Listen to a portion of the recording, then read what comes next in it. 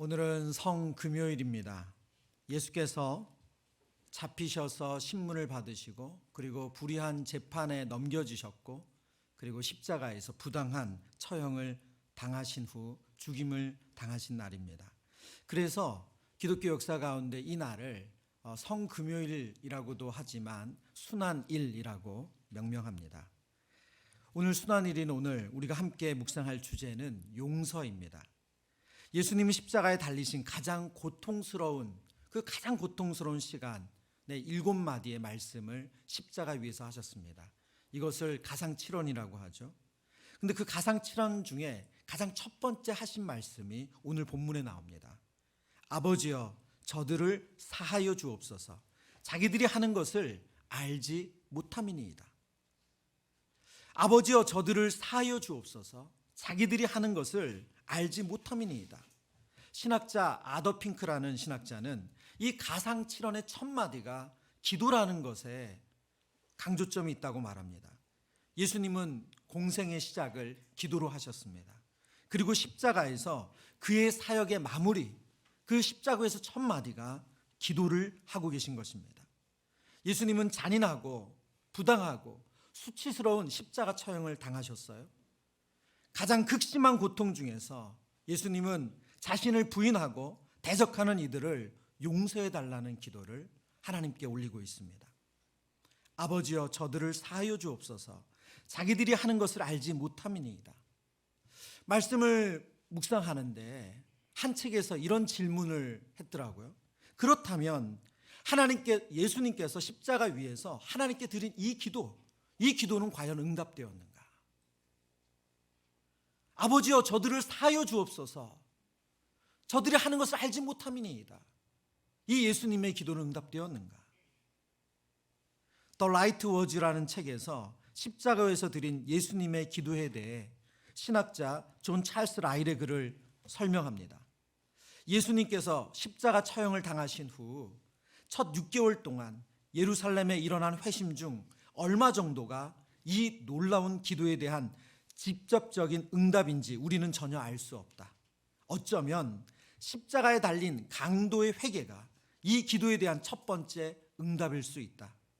그리고 주님을 가리켜 의인이라고 선언했던 백부장이나 주님의 죽으심을 보고 가슴을 치며 돌아갔던 사람들이 감명받을 수도 있으며 오순절 성령강림 사건 때 회심한 3,000명의 무리 중 주님을 핍박하는 일에 가담했던 사람들이 있을 수도 있다. 우리는 이 놀라운 기도가 응답되었다고 확신한다. 예수님께서 십자가에서 하신 첫 마디, 아버지여 저들을 용서하여 주옵소서. 저들이 하는 것을 알지 못합니다. 그 예수님의 기도는 응답되었고 응답되고 있습니다.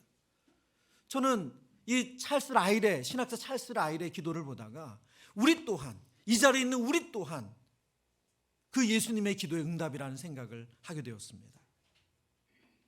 이제 예수님께서 십자가에 보여주신 그 용서에 담긴 영적인 의미를 우리가 함께 묵상하기를 원합니다. 십자가의 길, 그 용서, 첫 번째는 용서는 대가가 따른다는 거예요. 예수님의 용서는 대가 없는 용서가 아닙니다. 대가가 따릅니다. 용서는 싼값에 주어지는 것이 아닙니다.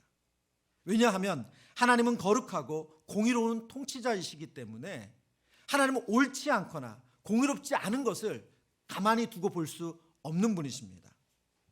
여러분, 옳은 것은 무엇입니까? 옳은 것은 죄를 징벌하고 악을 심판하는 것입니다. 그러나 동시에 하나님은 죄인을 구원하기를 원하시는 사랑의 하나님이세요.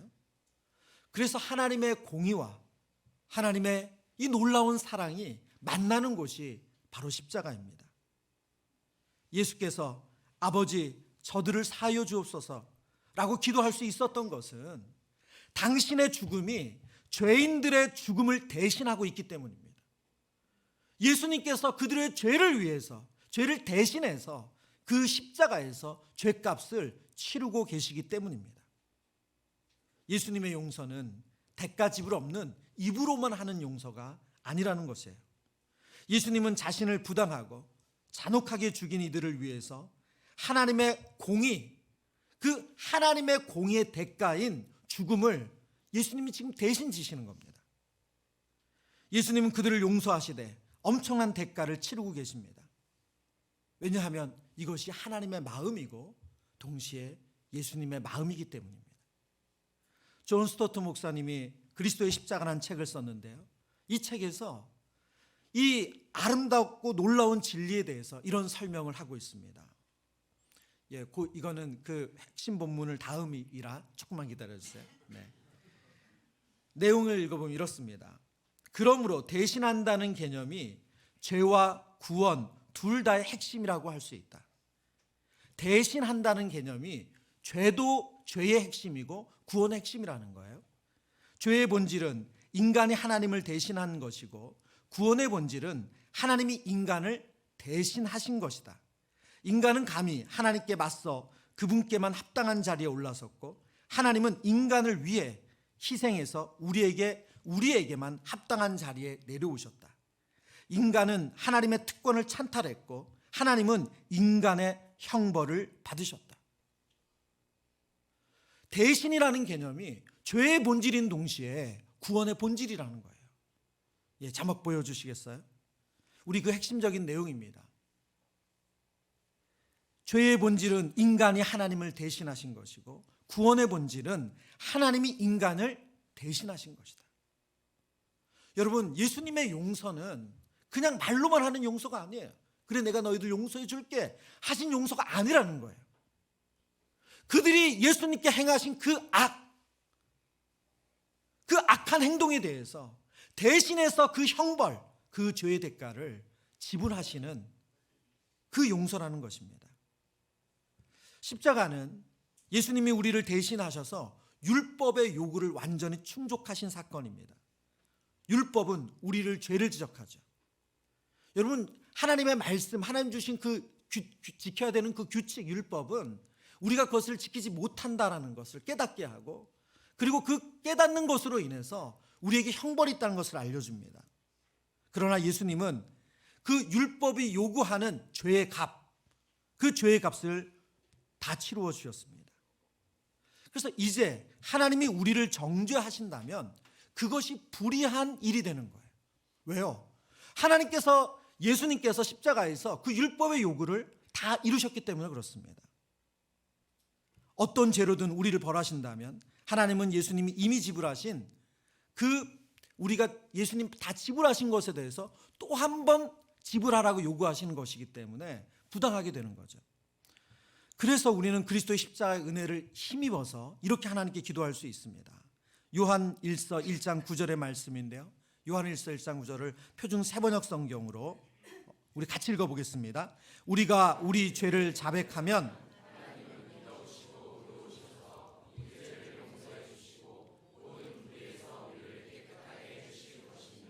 아멘. 우리가 우리 죄를 자백하면 하나님은 믿어우시고 의로우셔서 우리의 죄를 용서해 주시고 모든 불의에서 우리를 깨끗하게 해주신대요. 우리가 이렇게 당당히 하나님 앞에 우리의 죄를 자백하면서 나아갈 수 있는 이유는 하나님이 우리를 자비롭게 여기시고 하나님이 우리를 긍휼하게 여기시기 때문만은 아니라는 거예요. 분명 하나님은 우리를 사랑하시고 긍휼히 여기시지만 그것만 가지고 우리가 하나님 앞에 당당하게 우리 죄 용서해 주세요 이렇게 할 수 없다라는 거예요. 그 이유는 뭐예요? 하나님이 의로우시대요.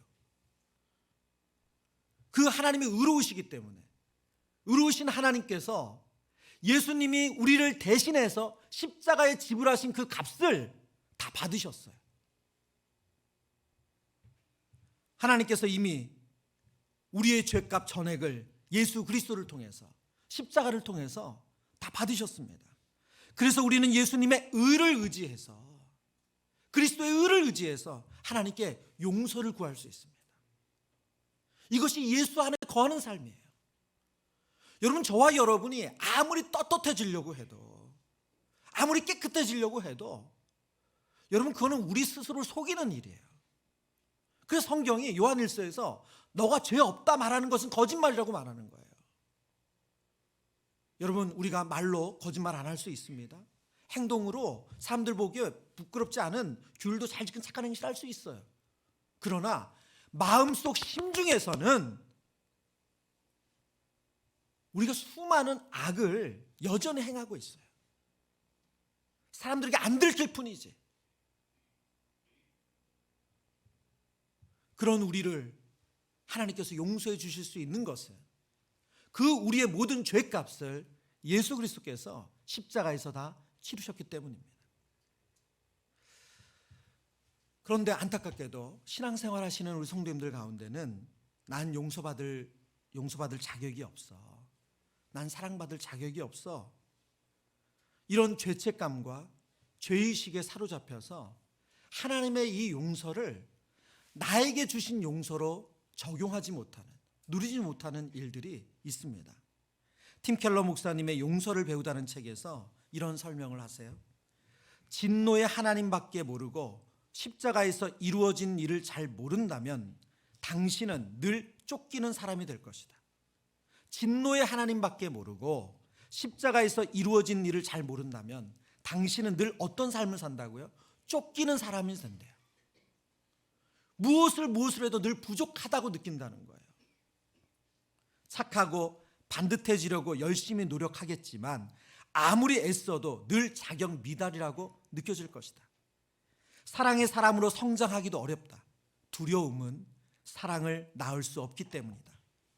양심의 소리 또는 사탄의 소리가 다가와 너처럼 형편없는 인간은 꺼져버려야 해, 부끄러운 줄 알고 물러나야지 라고 말할 때 당신은 십자가를 기억하며 예수님의 이런 음성을 들어야 한다. 예수님이 십자가에서 우리에게 뭐라고 말씀하고 계시죠? 내 사랑 이리 오렴. 비난이라면 내가 이미 다 당했단다. 내 사랑 이리 오렴. 비난이라면, 정죄라면, 수치라면 내가 다 당했단다. 여러분, 예수 안에 있는 우리가 하나님의 용서, 그 용서 안에서 자유와 평안을 누릴 수 있는 이유는 우리가 깨끗하기 때문이 아니라는 거예요. 내가 5년 전보다 10년 전보다 더 나은 삶을 살기 때문에 하나님 저 이젠 괜찮죠? 여러분, 그건 정말 자기를 속이는 일이라는 거예요. 그러나 우리가 하나님 앞에 나아갈 수 있는 이유가 있다면, 내 사랑 이리 오렴. 비난이라면 내가 이미 다 당했단다. 우리 예수님께서 저와 여러분을 위한 그 죄의 값을 다 치루어 주셔서 그 율법의 요구를 다 이루셨기 때문에 우리가 그 의를 의지해서 하나님 앞에 우리의 죄 용서를 구하며 나아갈 수 있는 줄 믿습니다. 그러나 또 이와 정반대로 신앙생활 하시는 분들도 있어요.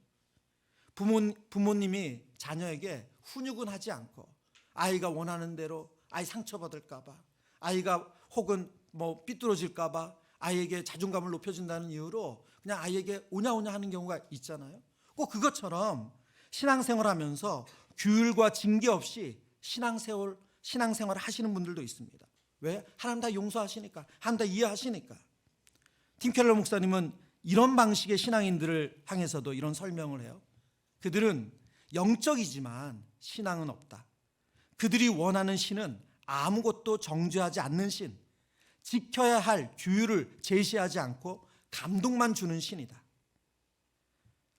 여러분, 만약 우리 중에 이런 방식의 신앙생활을 해왔다면 하나님의 용서는 예수 그리스도의 십자가란 이루 말할 수 없는 커다란 대가 지불이 있었다는 것을 기억해야 합니다.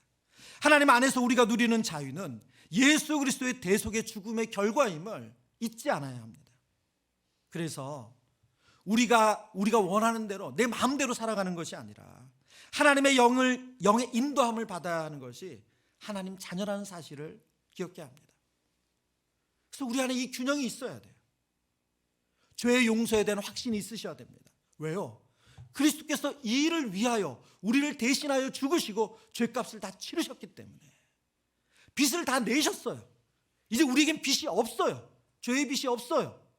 그래서 주님 주시는 사랑과 용서를 내 것으로 누려야 합니다. 그게 하나님 자녀의 모습이에요.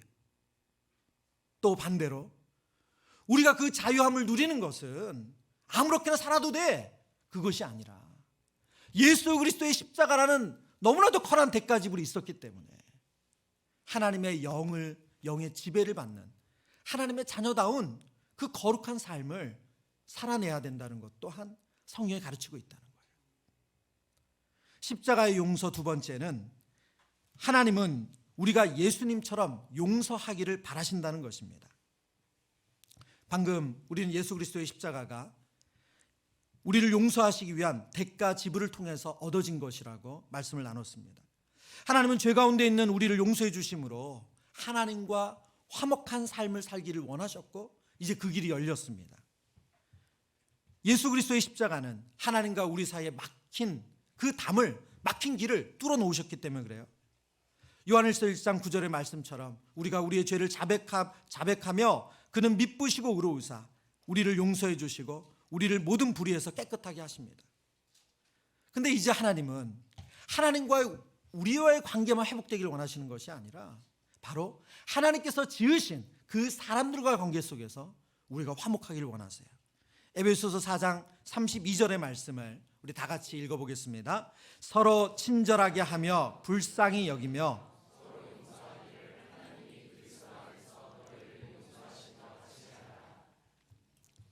서로 친절하게 하며 불쌍히 여기며 서로 용서하기를 하나님이 그리스도 안에서 너희를 용서하심 같이 하라. 하나님께서 그리스도 안에서 우리를 용서해 주신 것처럼 서로에게도 그렇게 용서하라는 거예요.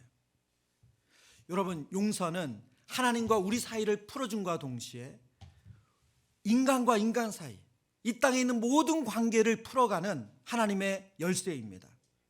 맥스 루케이드 목사님 예수님처럼이라는 책이 있거든요. 그 예수님처럼에서 용서에 대한 설명을 하세요. 근데 용서하는 데 있어서 우리 안에 한 질병이 있는데 이 질병을 해결해야 된다는 거예요. 병의 이름이 메인병입니다. 메인병은 숨쉬고 있는 사람들에게만 발병하는 것으로 특히 출생과 죽음 사이에서 찾아온다.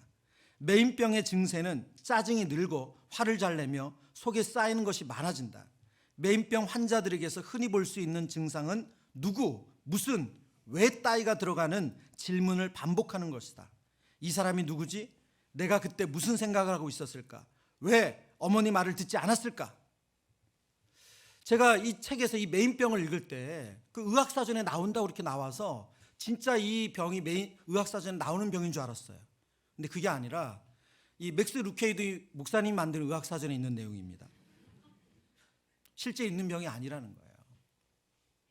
영적으로 우리가 이렇게 매여 있는 삶, 어떤 관계 속에서 그 사람에게 매여 있는 삶을 살아갈 수 있다는 거예요.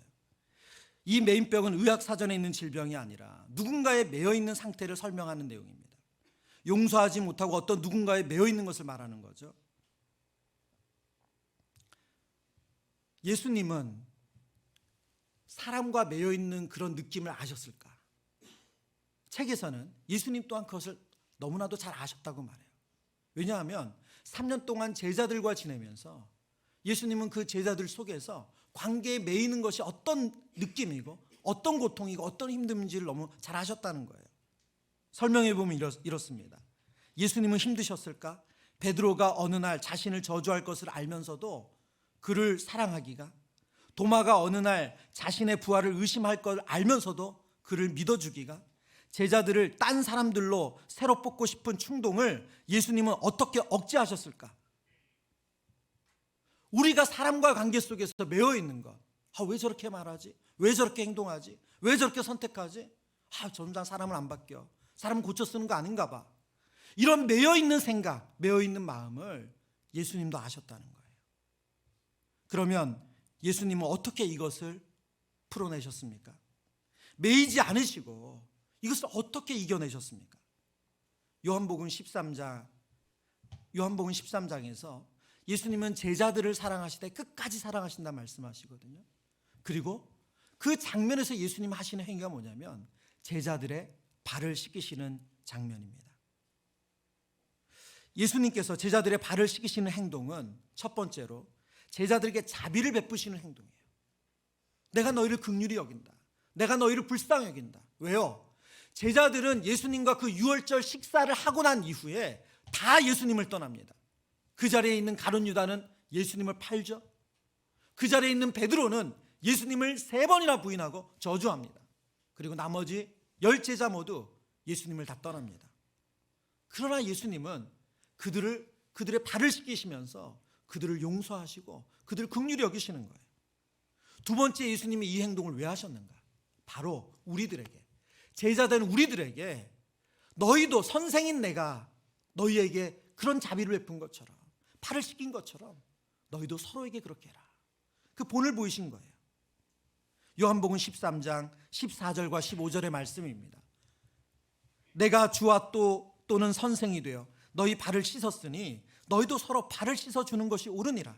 15절 말씀 같이 읽습니다. 내가 너희에게 행한 것 같이 너희도 행하게 하려 하여 본을 보였노라. 아멘. 내가 너희에게 행한 것 같이.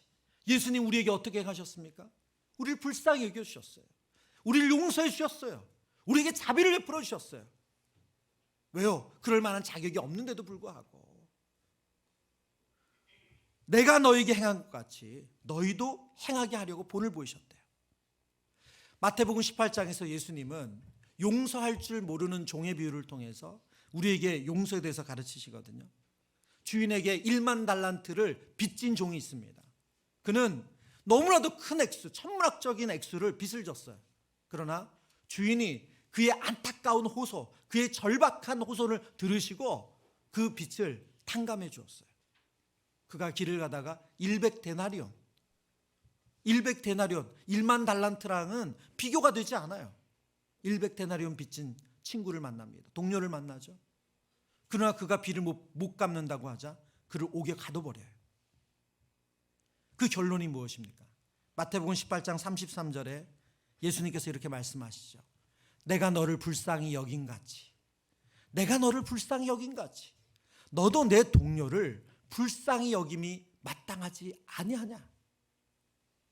예수님께서 십자가에서 아버지여 저들의 죄를 용서하여 주옵소서, 죄 없으신 예수님께서 자신을 죽이려는 그들을 향해서, 자신을 부인하는 그들을 향해서, 자신을 십자가에 못 박으라는 그들을 향해서 아버지여 저들의 죄를 사하여 주옵소서. 내가 너희를 불쌍히 여긴 같이, 내가 너희를 불쌍히 여긴 같이 너도 내 동료를 불쌍히 여김이 마땅하지 아니하냐. 여러분, 여기서 순서가 중요합니다. 용서는 내가 먼저 용서받았다는 이 진리 안에 거해야 돼요. 저와 여러분이 누군가를 불쌍히 여기려면, 온전히 불쌍히 여기려면 하나님께서 저와 여러분에게 1만 달란트를 탕감해 준 그 너무나도 큰 은혜 베푸셨음을 우리가 온전히 깨달아야 한다는 거예요. 그 사랑을, 그 은혜 안에 거해야 된다는 거예요.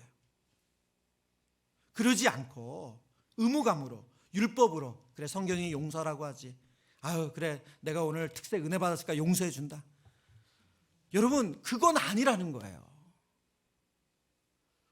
우리가 율법과 의무에서 출발해서 누군가를 용서하게 되면 그 용서는 어떻게 될까요?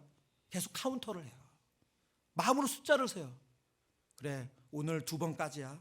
그래 이제 3번. 여러분, 그것은 첫 번째, 예수께서, 하나님께서 우리에게 용서하신 그 은혜의 크기를 우리가 모르기 때문에 그렇게 하는 거예요. 그래서 여러분, 용서라는 것이, 왜? 용서 앞에는 무조건적인 은혜가 따라가요. 왜? 우리가 그 은혜를 받았으니까. 저와 여러분이 예수님께, 하나님께 그 은혜를 받았기 때문에 무조건적인 은혜가 따라가는 거예요. 어떻게 그럴 수 있어가 아니라 그것을 용서할 수 있는 거예요.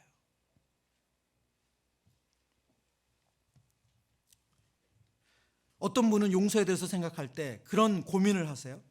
아, 내가 이번에도 용서해주면 상대방의 버릇을 나쁘게 만드는 건 아닌가? 그 사람을 도리어 망가뜨리는 거 아닌가? 이런 잘못된 행동을 또 용납해주고 인정해주면 계속 그런 쪽으로 가는 거 아닌가?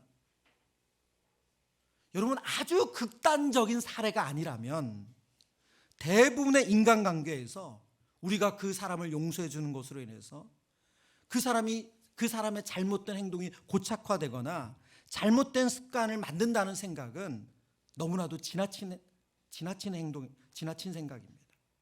그런 일이 생기지 않아요. 도리어 그 반대예요.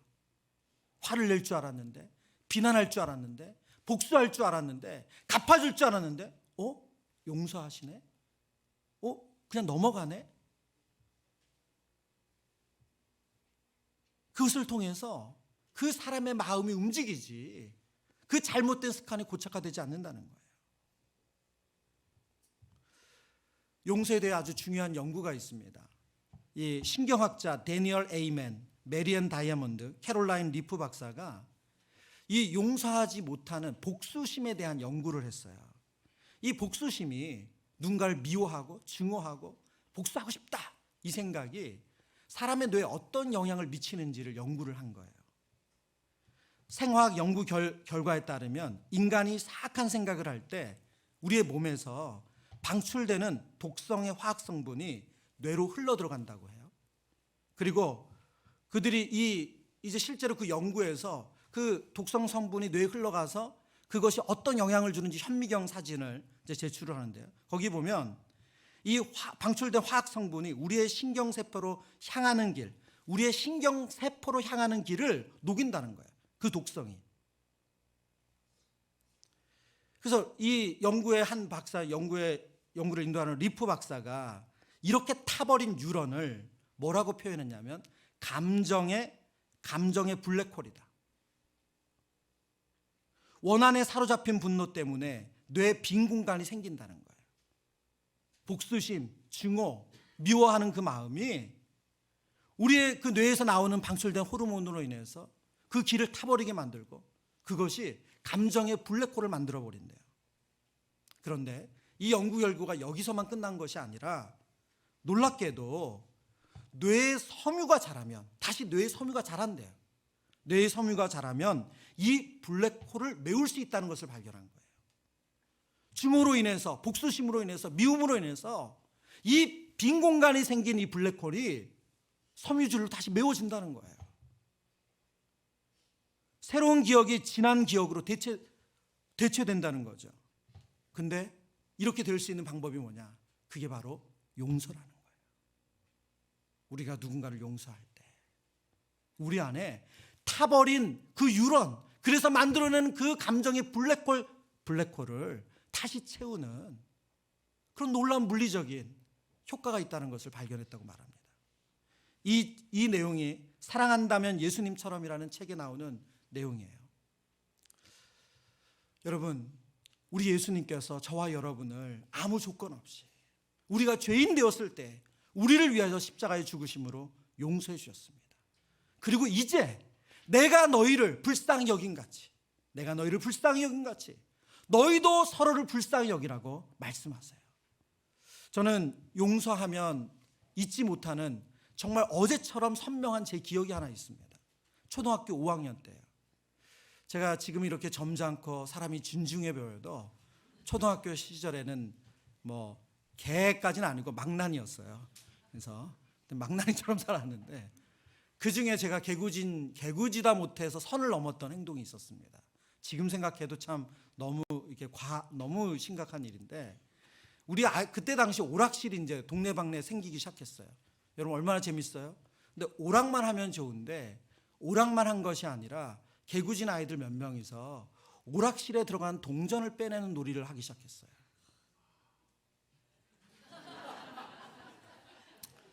우리에겐 그게 진짜 오락이었습니다. 한 번, 두 번 하니까 재밌는 거예요. 안 들키고 재밌잖아요. 돈도 생기고. 그게 도둑질인데, 그게 엄청난 일인데 그걸 몰랐던 거죠. 그러다 어느 날 같이 모여서 아이들끼리 4-5명이 잠을 자기로 하고 놀다가 오락실 또 갔어요. 그런데 우리 아이들도 불안하잖아요. 그러니까 하지 마, 이제 하지 말자. 그런데 또 한 친구가 그 일을 벌이는 거예요. 나머지 애들이 그 애를 감싸주고 이렇게 막 막아주고 있다가 결국은 들켰어요. 그리고 나서 그런데 그 자리에 그 주동했던 한 2명만 잡히고 나머지는 다 도망간 거예요. 도망간 무리 중에 한 명이 저예요. 그리고 그 밤에 집에서 잠을 자는데 정말 심장이 가슴을 뚫고 나올 것 같더라고요. 너무 무서워서. 심장 소리가 무슨 위에서 망치를 때리는 소리처럼 크게 들리더라고요. 정말 누군가 이걸 알까 봐. 근데 웬걸요? 다 다 잠든 그 깜깜한 밤에 밖에서 누가 제 이름을 부르는 거예요. 알고 봤더니 잡힌 2명이 다 본 거예요.